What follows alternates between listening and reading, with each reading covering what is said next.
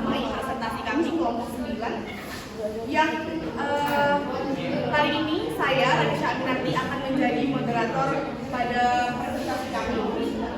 Kami dari kelompok 9 akan mempresentasikan terkait dengan mengenal apa itu komunikasi dan juga pengaplikasian teori komunikasi dalam komunikasi kesehatan.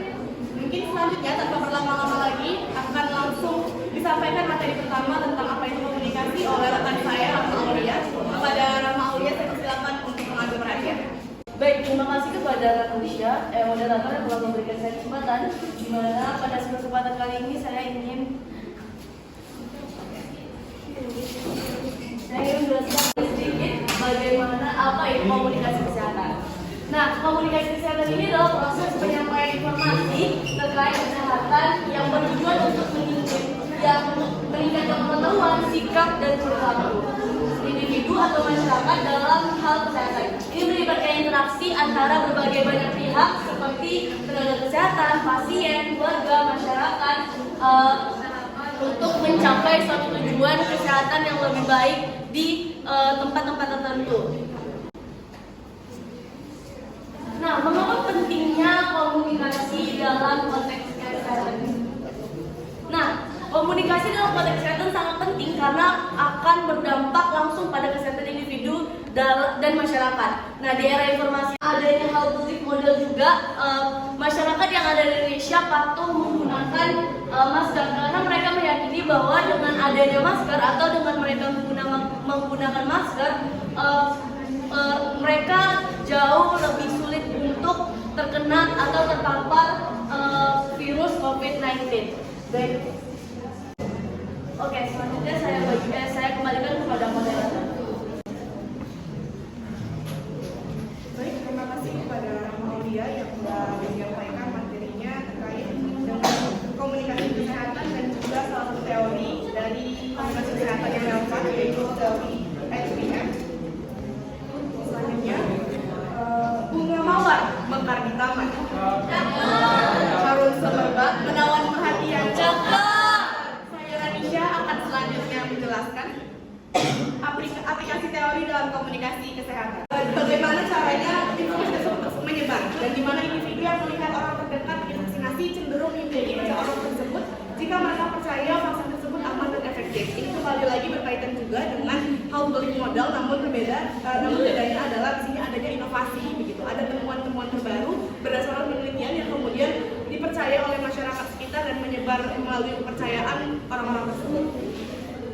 Selanjutnya adalah social cognitive theory atau teori kognitif sosial, di mana teori kognitif sosial ini menekankan interaksi antara faktor pribadi, perilaku, dan juga lingkungan dalam mempengaruhi perilaku kesehatan. Teori ini menyatakan bahwa individu belajar dari pengalaman pribadi mereka dan juga pengamatan mereka terhadap orang lain. Dalam konteks komunikasi kesehatan, teori ini menunjukkan bahwa dukungan sosial ataupun pengaruh lingkungan dapat meningkatkan motivasi individu untuk berperilaku sehat, seperti berolahraga ataupun mengonsumsi makanan-makanan yang sehat dalam pola makan mereka. Penelitian menunjukkan individu dengan dukungan sosial yang baik lebih berhasil dalam mengadopsi perilaku. Oke, selanjutnya adalah tantangan dalam komunikasi kesehatan. Jadi dalam komunikasi kesehatan ini terdapat beberapa tantangan yang mungkin menjadi hambatan sebagai seorang komunikator dalam mengkomunikasikan pesan-pesan kesehatan. Ada di sini 4 tantangan dari komunikasi kesehatan itu sendiri. Yang pertama adalah health literacy atau literasi kesehatan yang meliputi kemampuan dalam memahami bernutrisi, instruksi pengobatan ataupun imbauan-imbauan yang disampaikan oleh pemerintah ataupun komunikator kesehatan. Ikan asin. Waktunya pakai ikan asin. Di sini saya akan presentasi, mohon untuk diperhatikan. Contoh kasus yang pertama kami ambil dari jurnal komunikasi kesehatan di masa new normal yang ditulis oleh Lia Hindayani, Novia Ulfahaika, Julia Putri Herdati, dan Marhaeni Fajar Kurniawati. Jadi publish pada jurnal Pendidikan Tambusai volume 6 nomor 2 pada tahun 2022. Jurnal ini berawal dari keprihatinan terkait penelitian yang bersumber dari informan dan juga pengamatan penulis. Saat ini Indonesia sedang memasuki era new normal pandemi COVID-19, di mana protokol kesehatan harus diterapkan pada setiap kegiatan, terutama dalam konteks kesehatan. bagaimana bentuk informasi kesehatan yang diterima oleh masyarakat dan apa dampak informasi tersebut terhadap mereka. Pendekatan penelitian ini menggunakan pendekatan kualitatif deskriptif dengan paradigma konstruktif melalui metode studi kasus. Subjek penelitian adalah masyarakat kelas menengah yang tinggal di Kabupaten Hulu Sungai Utara. Hasil penelitian menjelaskan bahwa keterbatasan ekonomi membuat subjek tidak terlalu peduli, terutama keterbatasan media yang mereka miliki. Kebanyakan dari mereka lebih berfokus untuk memenuhi kebutuhan primer, bahkan ada yang menganggap wabah COVID-19 tidak berbahaya, sehingga tidak perlu mencari informasi tentang wabah COVID-19. Sejalan dengan pandangan mereka tentang informasi COVID-19, bagi mereka informasi yang berkembang tidak berdampak signifikan. Teori komunikasi membantu memahami cara terbaik untuk menyampaikan pesan kesehatan, baik melalui komunikasi interpersonal dan juga media. Faktor budaya, sosial, dan ekonomi juga mempengaruhi bagaimana informasi kesehatan diterima dan diinterpretasikan, sehingga strategi yang efektif harus disesuaikan dengan audiens. Tujuan utamanya adalah mengubah perilaku beresiko menjadi lebih sehat melalui pesan yang jelas, tepat, dan mudah dipahami. Sekian dari saya kemudian kepada moderator. Baik, terima kasih Autoritaris Jadilati dan juga Rahma Aulia yang telah menyampaikan materinya. Kita masuk sesi berikutnya, yaitu adalah sesi tanya jawab kepada teman-teman semua untuk memberikan pertanyaan kepada kami. Kenapa saya Dara Mutiara Rahma ingin bertanya sejauh mana pengaruh media sosial dalam membentuk persepsi masyarakat tentang isu kesehatan dan bagaimana hal ini dapat dimanfaatkan dalam kampanye kesehatan. Selanjutnya saya akan menjawab pertanyaan dari saudari Dara Mutiara Rahma. Saya izin untuk mengulangi pertanyaannya. Sejauh mana pengaruh media sosial dalam membentuk persepsi masyarakat tentang isu kesehatan dan bagaimana hal ini dapat dimanfaatkan dalam kampanye kesehatan?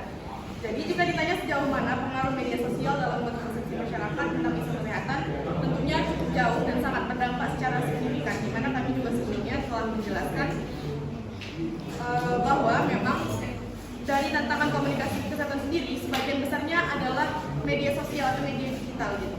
Dimana berarti media sosial itu bisa seperti pisau bermata dua, yang mana dia bisa berdampak baik untuk penyebaran komunikasi kesehatan itu sendiri ataupun justru memperburuk komunikasi kesehatan itu sendiri apabila manajemennya buruk gitu, seperti yang ada pada KPT. Seperti misalnya platform-platform di sosial media seperti Facebook, Instagram, ataupun Twitter yang memungkinkan pengguna untuk berbagi artikel, video, dan juga pengalaman pribadi yang dapat meningkatkan pemahaman mereka tentang berbagai masalah kesehatan. Seperti pada teori sebelumnya juga ada teori health belief model, di mana masyarakat akan membuat suatu kepercayaan terkait dengan isu kesehatan, yang mana isu-isu tersebut bisa saja mereka dapatkan tidak hanya secara langsung dari mereka bersosial, namun juga secara digital di sosial media mereka, melalui informasi-informasi yang tampil di FYP, For You page TikTok ataupun beranda dari Instagram mereka. Sehingga sosial media atau media sosial dapat menciptakan ruang untuk interaksi langsung antara tenaga kesehatan, organisasi kesehatan seperti Kemenkes, rumah sakit dan sebagainya, dan juga masyarakat, yang akhirnya membuka peluang bagi diskusi yang dapat mengurangi stigma dan juga ketidakpahaman. Namun begitu, tantangan yang dihadapi dari komunikasi kesehatan di media sosial juga seperti yang disampaikan tidak dapat dipungkiri. Dan tantangan ini pada akhirnya bisa kita atasi menjadi strategi yang lebih baik dengan manajemen komunikasi yang juga baik, seperti menggunakan teknik komunikasi yang efektif di media, tetap menerapkan etika komunikasi kesehatan dan juga peran teknologi. Mungkin sekian jawaban dari saya kembalikan kepada Dara Rahma. Apakah jawaban saya dapat memuaskan? Baik, terima kasih. Dengan berakhirnya sesi penyampaian materi, terjawabnya pertanyaan, maka berakhirlah pula presentasi kami kelompok 9 pada pagi hari ini. Lebih dan kurang kami mohon maaf apabila ada kesalahan, mohon diungkapkan, jangan malah pergi tanpa aba-aba mencari yang lebih baik yang diharapkan.